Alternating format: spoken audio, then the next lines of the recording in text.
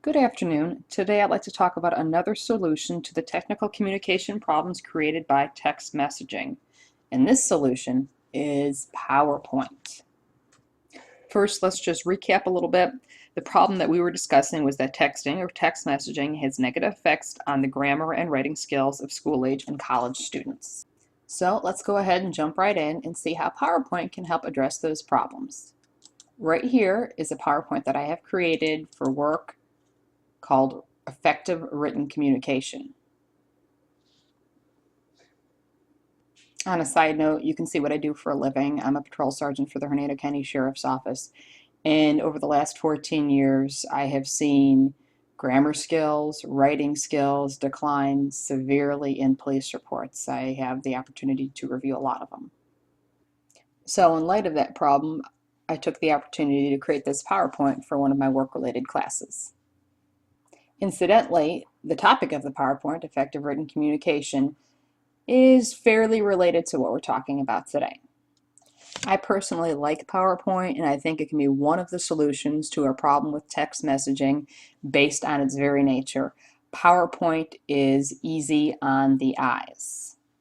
PowerPoint, when it's done right, does not have reams and reams and reams of documentation on here, doesn't have 50 bullet points per page. Everything is condensed, much like text messages, so we can relate. Condensed. There, in many of the bulleted points, you'll often see a lack of punctuation. Not that that's a bad thing, that's actually just the way it's done on PowerPoint.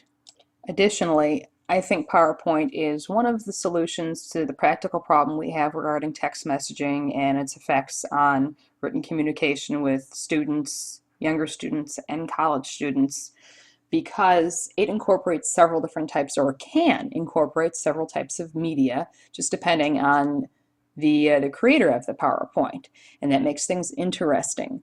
That makes things not quite interactive, but it gets the attention of people much better than, again, reams and reams of words and documentation.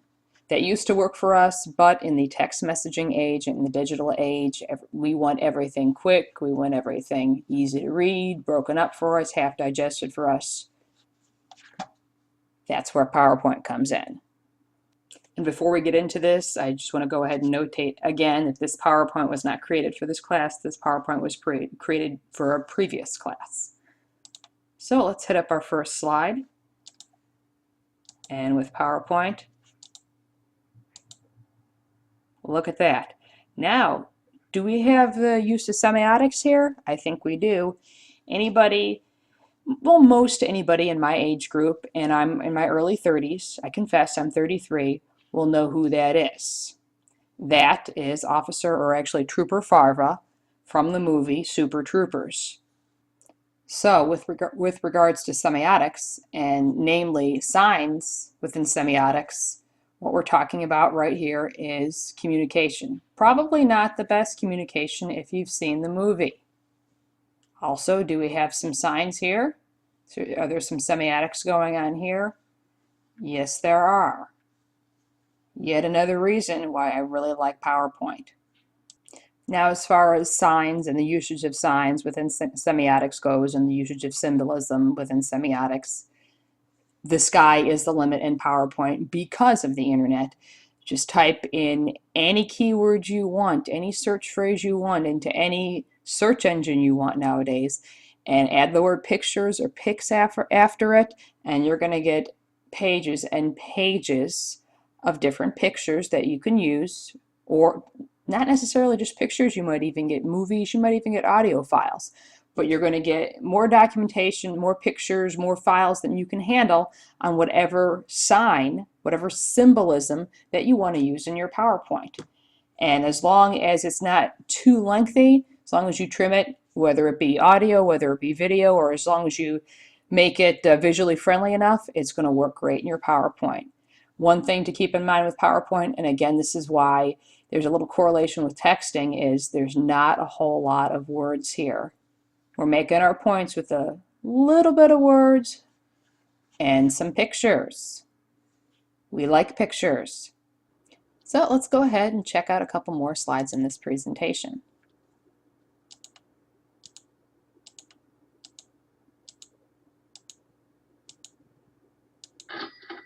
Hear that, audio file. Another good thing with PowerPoint is the ability to insert all sorts of charts, graphs, etc., and add audio files.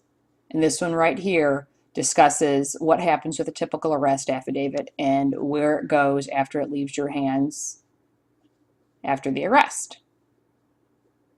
And this helps drive the point home. The audio file that I put in there helps really drive the point home for deputies and officers, troopers, whatever, that you need to make sure that everything's documented correctly, because if it's not, cha-ching, a civil attorney is going to step in and start slinging around lawsuits. So now we're going to skip ahead a little bit more to a couple other slides.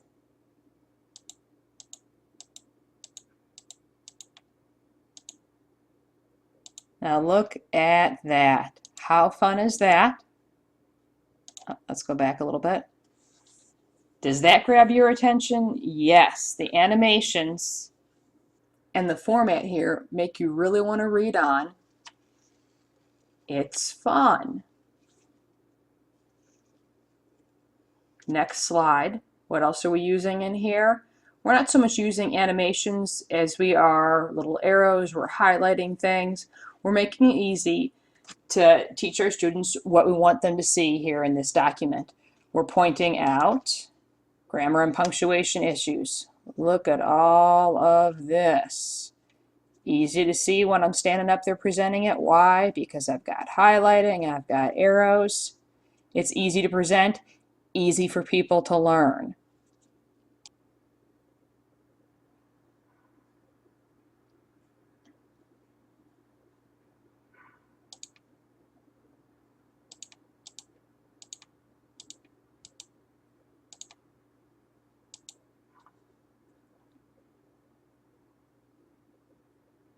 So let's go a little further and check out a few other things on this PowerPoint presentation. Now, from the outset, this looks like what we talked about at the beginning of the presentation, a bunch of words, kind of boring, report-like. However, are we using semiotics here? Is there a sign here? Yes, there is. The squiggle lines of doom that we see in Microsoft Word. We're using them to our benefit to highlight some issues in this Citrus County Sheriff's Office retail theft arrest affidavit.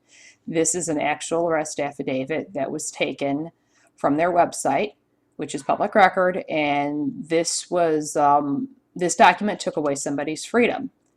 So the usage of signs here, these little red squiggle signs of doom, really helps to drive the point home to my viewers of this presentation that, hey, this is extremely unacceptable. Bad.